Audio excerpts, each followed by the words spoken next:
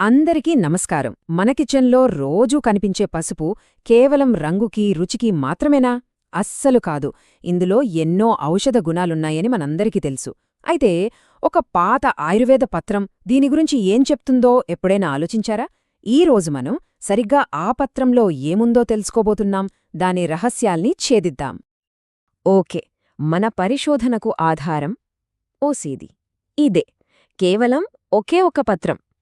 చూడ్డానికి సింపుల్గా ఉన్నా ఇందులో పసుపును ఒక మసాలా దినుసుగా కాకుండా ఒక పవర్ఫుల్ మెడిసిన్గా ఎలా వాడచ్చో రాసి ఉంది.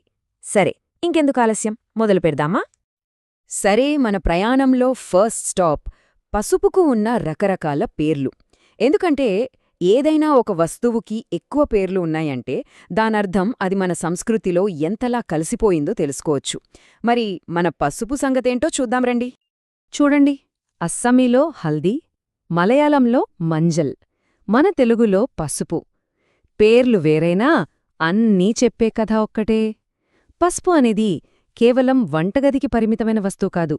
అది మన కల్చర్లో, మన ట్రెడిషన్లో ఒక భాగం. ఈ బంధం నిన్న మొన్నటిది కాదండోయ్, శతాబ్దాల నాటిది. ఓకే, పేర్ల సంగతి పక్కన పెడితే ఇప్పుడు మనం అసలు విషయానికొస్తున్నాం.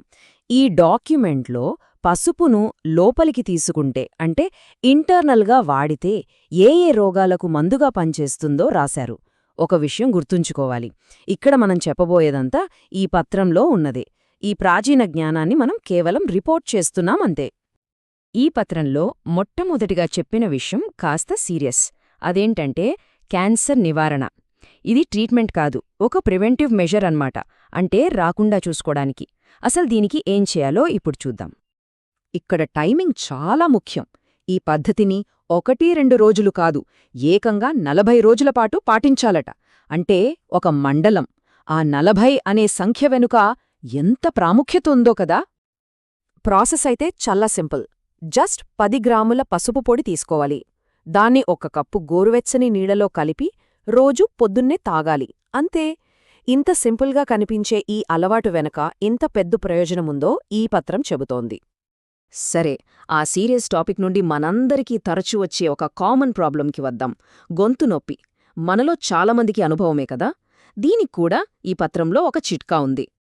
ఇక్కడ పసుపు ఒక్కటే కాదు, దానికి తోడుగా మిరియాలు, పాలు కూడా ఉన్నాయి.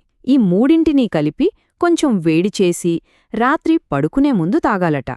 అరే, ఇదేదో మనమిప్పుడు గోల్డెన్ మిల్క్ అని ఫ్యాన్సీగా పిలుస్తున్నాం కదా, అచ్చం అలాగే ఉంది. అంటే దాని మూలాలు ఎంత పాతవో చూడండి. ఓకే, నెక్స్ట్ లివర్ హెల్త్కి సంబంధించిన ఒక విషయం. జాండీస్ అంటే పచ్చకామెర్లకి పసుపును ఎలా వాడచ్చో కూడా ఈ డాక్యుమెంట్లో ఉంది. దీనికి కూడా ప్రాసెస్ చాలా సింపుల్. 1 టీ స్పూన్ పసుపు పొడిని 1 గ్లాస్ గోరువెచ్చని నీళ్లలో కలపాలి. దీన్ని రోజుకు 3 సార్లు మంచి రిజల్ట్స్ కనిపించే వరకు తాగుతూ ఉండాలట. అంటే ఇక్కడ రెగ్యులారిటీ చాలా ఇంపార్టెంట్ అన్నమాట. ఇంటర్నల్ రెమెడీస్లో ఇది చివరిది, ఫైలేరియాసిస్ అంటే బోధకాలు లాంటి సమస్యలకు.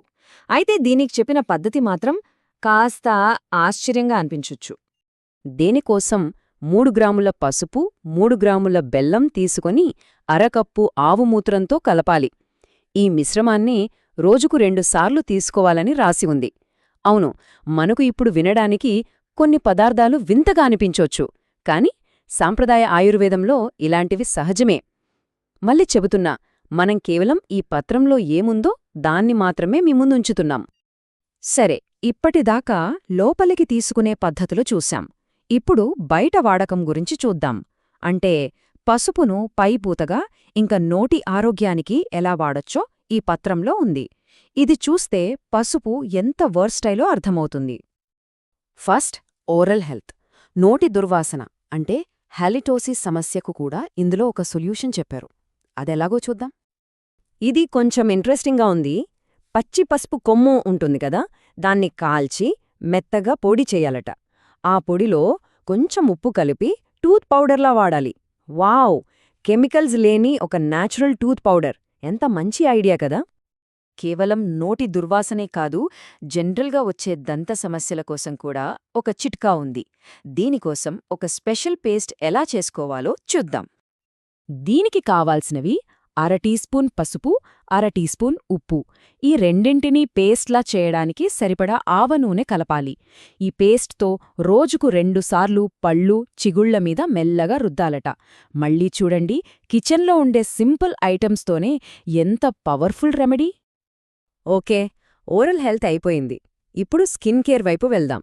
అనుకోకుండా చిన్న చిన్నగా కాలిన గాయాలవుతాయి కదా, వాటికి పసుపును ఎలా వాడచ్చో కూడా ఈ పత్రంలో రాసి ఉంది.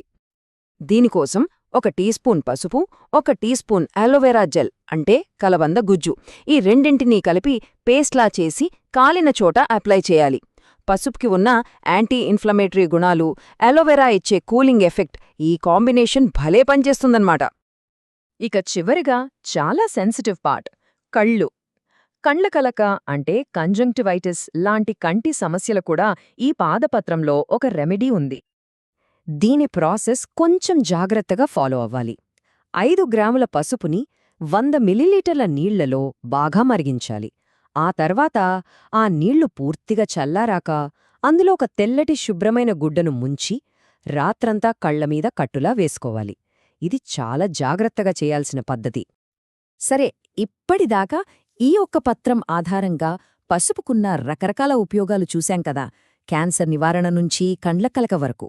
ఇప్పుడు ఈ వివరాలన్నింటినీ పక్కనపెట్టి కొంచెం పెద్దగా ఆలోచిద్దాం.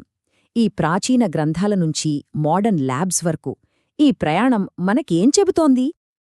అసలు ప్రశ్న ఏంటంటే, ఇలాంటి ఒక్క కాగితం మీద ఉన్న సాంప్రదాయ జ్ఞానం ఈరోజు మనకున్న మోడర్న్ సైన్స్, మెడిసిన్లని ఎలా చూస్తుంది?